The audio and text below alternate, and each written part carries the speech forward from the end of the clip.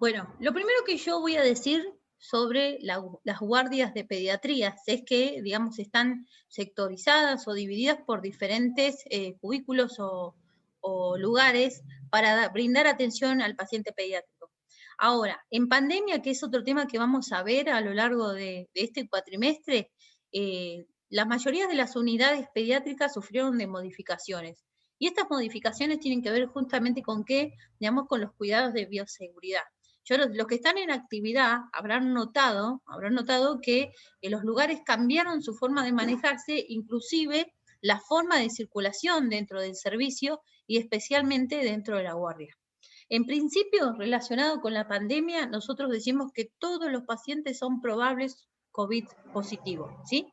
Entonces, cuando hacemos el abordaje a cualquier paciente, por más que nosotros lo veamos súper saludable, tenemos que utilizar todos los elementos de protección.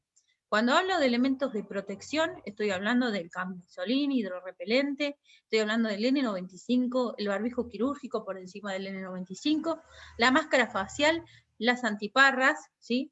Las botas y los guantes dobles, ¿sí? Todos estos elementos tienen que estar, digamos, al alcance de nuestras manos y nosotros tenemos que vestirnos primero, no importa si el paciente espera, ¿sí? Y después brindar atención, porque es muy importante, digamos, el resguardo, porque si nosotros los cuidadores no nos resguardamos, después nos va a quedar quien cuide digamos, a los niños y a los pacientes que se acercan a las unidades de guardia pediátrica o inclusive a los servicios de consultorios pediátricos. Pero volviendo al tema del triage, ¿no? En enfermería todos sabemos lo que es el triage. El triage es, digamos, la forma de valoración donde, digamos, nos manejamos según las necesidades urgentes del paciente, ¿no? No existe el orden de llegada en el triage, ¿no? En la guardia de pediatría no existe el orden de llegada. No es que yo llegué primero, me toca que me atiendan a mí, no hay que atender al fulanito porque llegó después, no. Lo que nosotros observamos en el paciente pediátrico y en el adulto también, ¿sí? Es las necesidades y si es inminente, digamos, el paro cardiorrespiratorio o que se agrave el cuadro con el que viene el niño.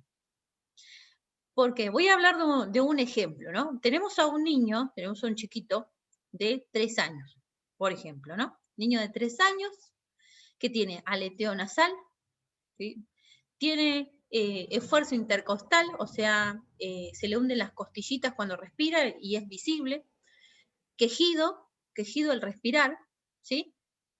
Pero satura 97 y tiene una frecuencia cardíaca de 178, ¿sí? ¿Me siguen? Entonces, tenemos este niño de 3 años con estas características. Y tenemos otro niño que está con fiebre, ¿sí? Está con 38,3 de temperatura, ¿sí? Y nada más, digamos, eso es lo visible de ese chico, ¿sí? Está taquicárdico, obviamente por la fiebre, tiene la carita desmejorada, está coloradito, ¿sí? Y la mamá está desesperada y a los gritos porque el chico tiene fiebre y necesita atención. Bueno, después, por otro lado, tenemos a un chiquito que lo mordió un perro, ¿sí? Y en la mordedura de perro fue en la mano, ¿sí? No hay digamos, cortes, heridas cortantes, digamos, grandes, sí hay un pequeño orificio que sangra, ¿sí? Ahora, pero el que llegó primero fue el de la mordedura de perro. ¿Quién es el primero en orden de atención en este caso? Y el primero, el de 3 años, el que tiene el patrón respiratorio afectado, que es lo principal en una urgencia. Sí, exactamente. Él es el primero que debe ser atendido, digamos, en la guardia de pediatría. ¿Estamos todos de acuerdo en eso? Sí. Sí. Bueno, ¿y qué hacemos con la mamá que está a los gritos porque su hijo tiene fiebre? Que espere. Tiene Sería que la esperar. segunda. Pero nosotros le vamos a explicar a esa mamá, ¿sí? Ni siquiera segunda, ¿sí? Porque en realidad es como tercerita.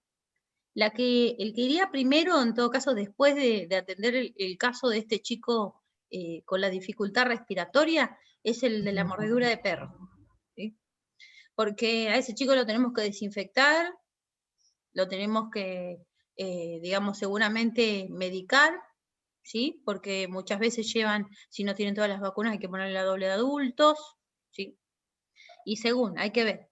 Pero en el caso de la fiebre, nosotros mientras hacemos el triage y controlamos la temperatura muchas veces, si la mamá no le dio un antitérmico, se lo damos, ¿sí? Nosotros tenemos se puede decir, tenemos la capacidad, digamos, y muchas veces cuando trabajamos mucho tiempo en la guardia de pediatría, ¿sí? Ya los médicos confían lo suficiente en nosotros como para dejarnos administrar antipiréticos para que esperen, ¿sí? Entonces, si viene este chiquito y constatamos la fiebre, ¿sí? Le damos enseguida, le preguntamos cuánto pesa la mamá, le preguntamos si le dio algún antitérmico y si nos dice que no, ¿sí? Le damos el antitérmico y bueno, y puede esperar todo lo que sea necesario. ¿Se entiende? Entonces, en orden de prioridades, el de la fiebre sería último. Bien. Eso para que quede claro. Porque a veces ocurre, muchas veces ocurre que porque la mamá grita y hace escándalo, uno se altera, ¿sí? Y es a la primera que se la atienden, y hay casos muchos más complejos, ¿sí? Después, una vez que llega el momento de la atención del chiquito con fiebre, a esta mamá, nosotros como también los enfermeros, somos, se puede decir, los encargados de educar a la población, ¿sí? Educar a la población, les vamos a dar las pautas de alarmas con respecto a los estados febriles, ¿sí? Por ejemplo, hay un fenómeno que ocurre entre la población y que tiene que ver con la falta de educación con respecto a la salud de los niños, es que cuando tienen fiebre no les dan nada y los llevan a la guardia con fiebre para que los atiendan más rápido. O para que vean que sí tiene fiebre, como si fuera que uno no les va a creer. Entonces, lo que hay que enseñarle a estas mamás, que esto después lo vamos a ver a lo largo del curso, es explicarle que si el chiquito tiene fiebre, primero lo medica en su casa y cuando baje la temperatura, ahí lo trae. ¿Por qué? Porque en los niños menores de 6 años hay mucha predisposición a las convulsiones febriles. Entonces, nosotros le vamos a explicar a la mamá que antes de traerlo siempre le baje la temperatura para que no haga convulsiones febriles por el camino, ¿sí? Entonces, eso como primer cuidado. Y explicarle que no es que porque venga con fiebre se lo va a atender más rápido. Por eso siempre el estado febril, si no hay ningún otro síntoma, se deja para lo último, ¿sí? Salvo que sea un chico que hace convulsiones febriles. En ese caso estaría dentro de nuestras prioridades en atención. Bueno, ¿se entiende por dónde vamos? Sí. Bueno, y acá yo tengo, digamos, en esta imagen que estoy compartiendo, digamos, lo que dice un día en la guardia y los padres preocupados. Yo les cuento, yo trabajo en la guardia del Hospital Ramos Mejía, en la guardia de pediatría, y también trabajo en la guardia de pediatría del Hospital Bicentenario de Ituzaingó. Son dos poblaciones totalmente diferentes, ¿no? La población de Capital Federal y después tenemos la población de provincia, que en donde yo trabajo es un hospital nuevo que inauguró durante la pandemia. Yo estaba trabajando en la terapia intensiva del Hospital de Clínicas, pero renuncié ahí para irme a este hospital. Y, digamos, lo que ocurre en esta población del Hospital de Bicentenario de Ituzaingó es que no hay muchos hospitales en provincia de alta complejidad. El hospital donde yo trabajo no es un hospital de alta complejidad, sí tiene aparatología, pero al ser nuevo, digamos, faltan un montón de cosas para que funcione como alta complejidad.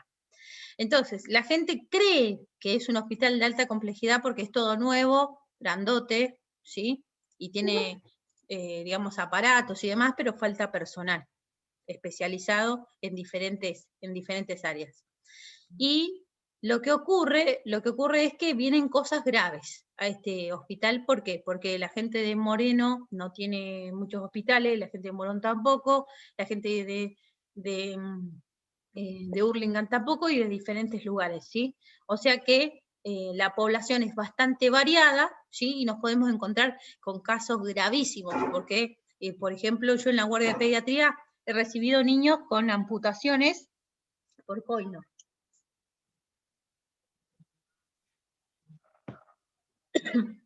Perdón que tosa, es que estoy encobichada.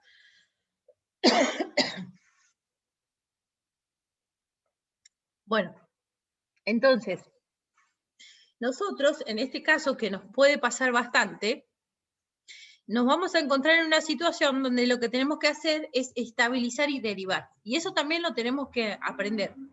Permiso que voy a toser un cachito, ¿eh?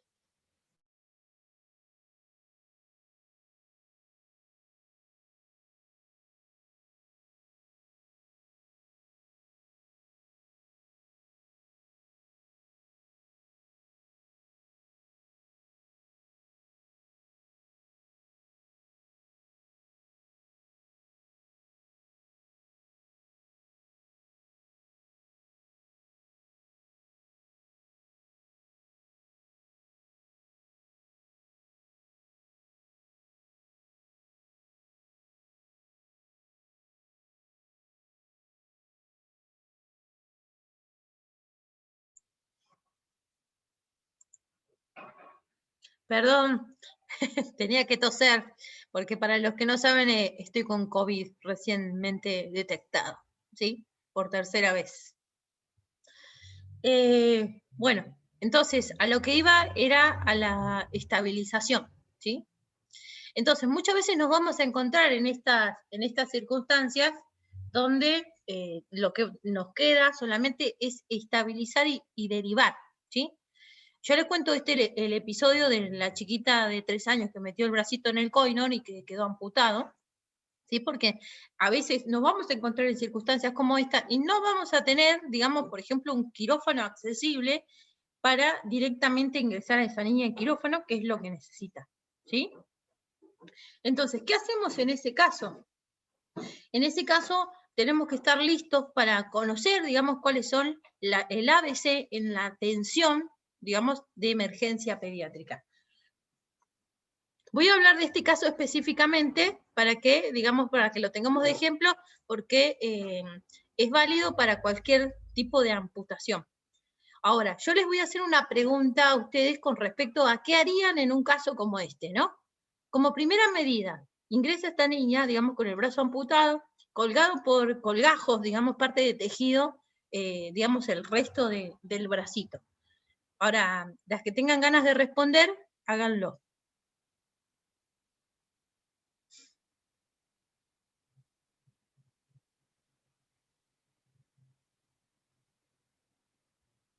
Qué linda pregunta, ¿eh? A ver, Viviana, ¿qué harías vos? ¿Ahí me escuchás? Sí. Y nada, yo creo que primero, bueno, evaluar rápidamente, así a simple vista, el estado del paciente, el estado del niño. Y bueno, y ahí determinar si es un paciente inestable o estable. Y bueno, y ahí empezar directamente con las maniobras y con el ABCD. Sí. Lo primero, como dijo Viviana, es la evaluación veloz, digamos, que hacemos nosotros simple vista. Y la primera parte de la evaluación tiene que ver con, digamos, cómo se encuentra ese niño, cómo llega, ¿sí? Porque puede llegar de diferentes formas. Puede llegar en estado de shock, ¿sí? Puede llegar en un paro por hipovolemia, que es un paro cardiorrespiratorio por hipovolemia, por pérdida de sangre, ¿sí? Puede también suceder que el chico esté en estado de desorientación, ¿sí? O en el inicio de un shock por dolor. O también, en los casos que esto es bastante frecuente, por, digamos, por influencia de la adrenalina, ¿no? Que la adrenalina se produce en el momento en el que, digamos, que es esta sustancia hormonal que se, digamos, nosotros en el momento del miedo, del terror, ¿sí? O también digamos, cuando comienza el shock, que parezca que no, como que no toma conciencia de lo que le sucedió, ¿sí? Esos son diferentes circunstancias. En todo caso, el mejor de los casos es en el momento en el que el chico no toma conciencia de lo que le sucedió, ¿sí? Porque, digamos, todavía está estable, todavía, que no quiere decir que no se desestabilice, y para nosotros es más fácil proceder y tener los cuidados correspondientes con respecto, digamos, a este paciente. Pero como nos quedan poquitos minutos y después vamos a volver a conectarnos dentro de 15 minutitos, yo voy a explicar cuál es la forma de proceder. Como dijo Viviana, lo primero es valorar al niño. Lo que va a ocurrir en este caso es que va a venir una madre gritando, desmayándose, enloquecida, con alguien que la está acompañando, sosteniendo el miembro, digamos, parte del miembro colgando y al chiquito en el brazo, ¿sí? Y como el conocimiento popular con respecto a los primeros auxilios es que hay que hacer torniquetes, seguramente le estarán haciendo un torniquete. ¿Sí? Ahora, otra pregunta veloz que les voy a hacer. ¿Torniquete sí, torniquete no? ¿Qué piensan ustedes?